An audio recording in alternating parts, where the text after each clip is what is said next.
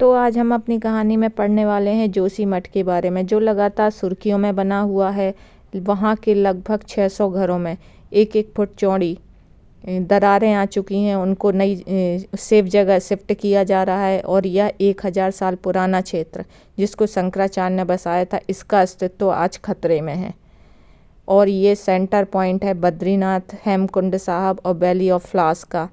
लेकिन अब इसका अस्तित्व खतरे में है। तो चलिए स्टोरी में जानते हैं क्या हुआ, कैसे हुआ, क्यों ये सुर्खियों में बना हुआ है। तो जुड़िए स्टोरी में अंत तक, क्योंकि बहुत ही इंटरेस्टिंग होने वाला है। संकट में जोशीमठ। घरों और सड़कों की दरारें चौड़ी होने के बाद उनमें से पानी रिसने और कुछ होटल व बहुमंजिले इमारतों के झुक जाने से जो डरावने ब्यौरे आए हैं, उससे लगता है कि आदर्श शंकराचार्य की तपोभूमि और गेटवे ऑफ हिमालयन जोशीमठ का अस्तित्व ही संकट में है। यह स्थिति अचानक आई हो, ऐसा भी नहीं है। पुराने भूस्खलन क्षेत्र में पहाड़ों के सदियों पुराने मलबे और मिट्टी पर आस्थित ढेर पर बने जोशीमठ के धंसने की आशंका पहले से ही जताई जा रही है।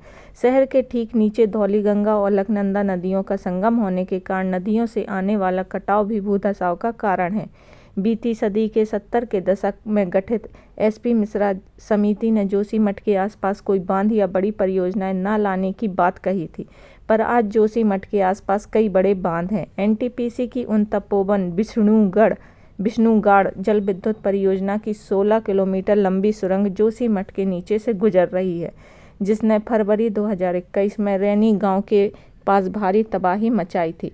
सड़कों पर उतरे स्थानीय लोगों का भी कहना है कि इस सुरंग के कारण जोशीमठ में जमीन धंसने की रफ्तार बढ़ी है।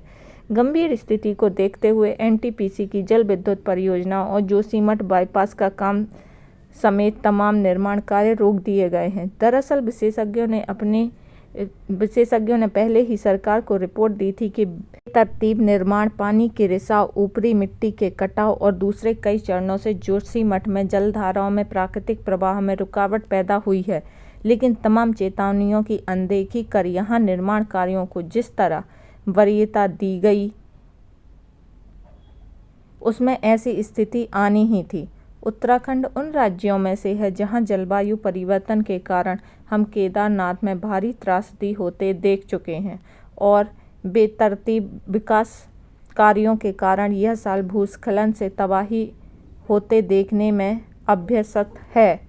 इसके बावजूद यहां पर्यावरणीय चेतावनियों की अनदेखी कर 4 लेन वाली सड़क या बड़ी बांध परियोजनाओं पर अमल किया जाता है। भूगर्भ वैज्ञानिकों का कहना है कि जोशीमठ का खतरा गंभीर है। ऐसे में निर्णायक कदम नहीं उठाए गए तो बड़ी आपदा आ सकती है।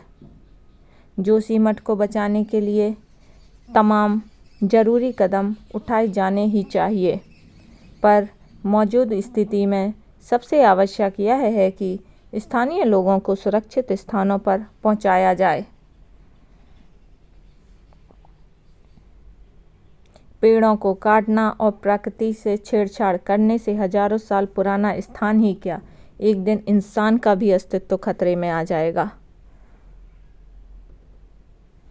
#सेव जोशीमठ। तो आपने देखा होगा कि हमारा जोशीमठ क्यों खतरे में आया, वहाँ क्या हो रहा है, वहाँ के लोग कैसे रह रहे होंगे, कैसे उनको शिफ्ट किया जा रहा होगा। उनके घरों में 1-1 फुट लंबी दरारें आ गई, और जिस हिसाब से वहाँ की न्यूज़ आ रही है कि 1 तारीख से लगातार 500 घरों में लगभग दरारें आ चुकी हैं, एक मंदिर भी टूट चुका है। तो उस हिसाब से तो लग रहा है कि इसका अस्तित्व बहुत ही जल्दी ख़त्म होने वाला है।